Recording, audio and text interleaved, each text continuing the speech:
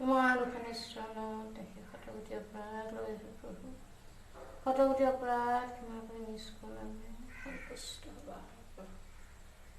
তুমি চিত্ৰবীতি মোৰ পৰ্বতক নাৰায়ণ, তুমি নাথ মই নাথ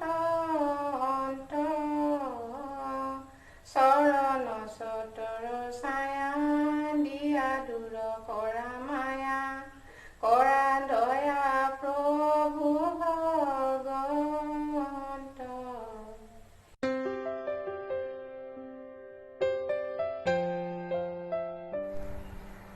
নমস্কাৰ। আজি আহাৰ মাহৰ কৃষ্ণা চতুৰ্দশী তিথি।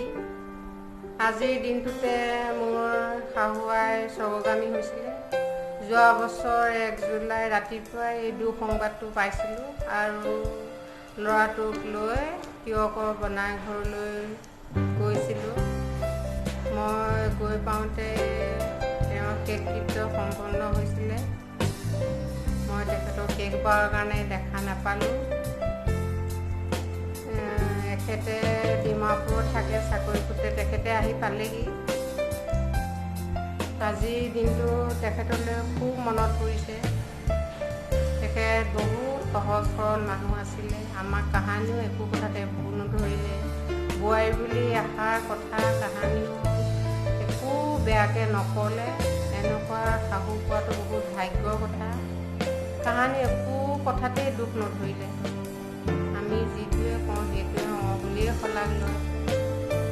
তেওঁ অৱশ্যে মোৰ লগত মাজে সময়ে থাকে। তেওঁ গাঁৱৰ ঘৰত তিয়কতেই থাকে, তিয়কৰ বনাই। মাজে মাজে আহে, আহিলে 6 মাহমান থাকে। এইবাৰ ফেব্ৰুৱাৰী মাহত মই গৈছিলোঁ পালনাম গোৱাবলৈ। তেতিয়া মোৰ লগত আহিবলৈ ইচ্ছা কৰিছিলে, কিন্তু মইহে আনিব নোৱাৰিলোঁ, কাৰণ মোৰ চেন্নাই এপ'লত চেকআপ আছিলে। গতিকে মাক ইয়ালৈ আনিলে মই কাৰ লগত থৈ যাম, লৈ যাবলৈও তেওঁৰ বয়স যথেষ্ট হৈছিলে।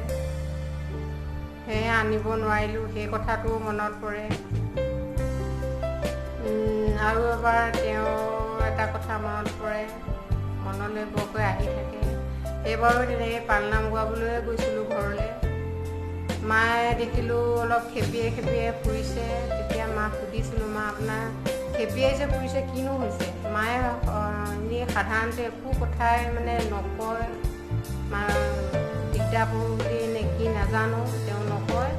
সুধিলৈ ক'লে যে মই চকুৰে নেদেখা হৈছোঁ। তেতিয়া মই তেখেতক গুৱাহাটীলৈ লৈ আহিলোঁ। লৈ আহি নেত্ৰালয়ত দেখালোঁ। নেত্ৰালয় ডাক্তৰে চকু কেটেৰেক্ট অপাৰেশ্যন কৰিবলৈ ক'লে। 2টা চকুৰে কেটেৰেক্ট অপাৰেশ্যন কৰিলোঁ। কৰাৰ পাছত 6 মাহ থাকিলে। থাকি পেলাই ঘৰলৈ যাওঁ বুলি কোৱাত যাবলৈ ওলাই লৈ মোক গমাই ধৰি তেখেতে ইমানেই কান্দিছিলে। মই তেতিয়া মাক সুধিছোঁ, মা কিয় কান্দিছে ইমানকৈ? মোৰ চকু পানী ওলাইছে। কৈছে, নহয় আই, তই মোৰ কাৰণে বহুত কৰিলি, তোৰ ভাল হওক। মোৰ সেইভাগ কথা মোৰ এতিয়াও কাণত ভাহি থাকে। তেওঁ মোক আশীৰ্বাদ দিলে, কাৰণ তেখেতক মই বহুত অপাৰেশ্যন কৰাৰ পৰা বহুতখিনি কৰিলোঁ। সেইকাৰণে হয়তো কোনো নাছিলে তেখেতৰ ওচৰত, ময়ে আছিলোঁ। তেখেতলোকতো বাহিৰত থাকে, চাকৰি বাহিৰত। আজি সেইবোৰ কথাও মনত পৰিছে। আৰু এদিন মই মাৰ কাৰণে বহুত ভয় খাইছিলোঁ। মা সেইবাৰ খুব জ্বৰ হৈ থাকে মাজে মাজে। জ্বৰ হৈ থকাৰ কাৰণে মই বোলো ডাক্তৰক ভালকৈ দেখাওঁ। দেখালোঁ। ডাক্তৰে ক'লে এতিয়া এণ্ডস্কপি কৰিব লাগে। মই এণ্ডস্কপি কৰিবলৈ আগতে মনতে অলপ ভয় খাইছিলোঁ, কাৰণ এণ্ডস্কপি কৰোঁতে অকণ কষ্ট হয়। মই নিজে কৰি পাই থৈছোঁ। এতিয়া মাটো এই 80 বছৰীয়া বয়স, মায়ে কেনেকৈ এণ্ডস্কপি কৰিব? তথাপিতো মা ভাল হওক বুলি কৰাবলৈ দিলোঁ। কৰি বাহিৰত মই ভগৱানক চিন্তা কৰিছোঁ যে মা একো নহওক, মা ভালে ভালে যাতে এণ্ডস্কপিটো কৰি যাওক। কিন্তু মায়ে দেখিছোঁ এণ্ডস্কপি কৰি ওলাই আহিছে, হাঁহিয়ে ওলাই আহিছে। তাৰ পাছতে ডাক্তৰ ওলাই আহি কৈছে, এখেত বহুত টান মানুহ, বহুত কষ্ট সহিব পৰা মানুহ। এইবোৰ কথা আজি মোৰ মালৈ মনত পৰিছে। মা সঁচাই বহুত টান মানুহ আছিলে। তেওঁ বহুত কষ্ট কৰিব পৰা, সহিব পৰা গুণো আছিলে। তেওঁ খোৱা বোৱা একো দিগদাৰ নিদিছিলে। লাল চাহ অকণমান দিনটোত 4বাৰমান খায়, বাকী খোৱা বোৱাত একো দিগদাৰ নাই, আপুনি যি দিয়ে তাকে খায়। মোৰ নাম অনিমা, কিন্তু মোক তেওঁ সদায় অনিমাইকে মাতে। সেই মাতষাৰ মোৰ কেতিয়াবা কাণত ভাহি থাকে, খুব বেয়া লাগে কেতিয়াবা মনত পৰি। আজি মই এই দিনটোত আজি যাব নোৱাৰিলোঁ পুৰণা ঘৰখনলৈ, দেশৰ এই পৰিস্থিতিৰ কাৰণে। সেয়ে ভাবিছোঁ মই আজি গোঁসাই ঘৰতে তেওঁৰ কাৰণে এখন শৰাই দি তেওঁৰ ওচৰত শৰণাগত হ'ব খুজিছোঁ। আহকচোন।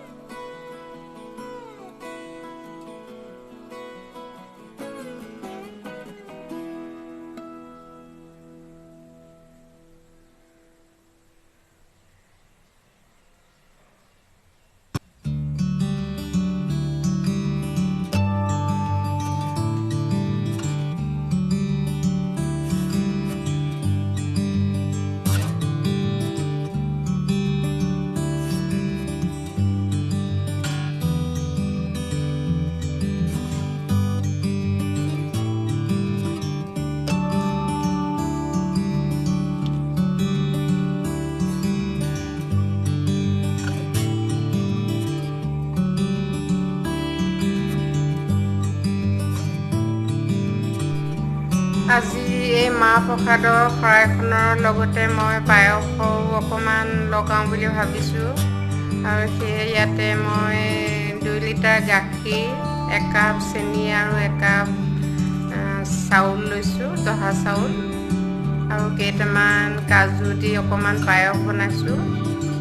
পায়সটো আপোনালোকক সম্পূৰ্ণকৈ আজি দেখাব নোৱাৰিলোঁ, পাছত মই ভালকৈ আপোনালোকৰ ওচৰত আগবঢ়াম। আজি মোৰ এই মাৰ এই এবছৰীয়া তিথিটোত মই বিশেষ একো কৰিব পৰা নাই।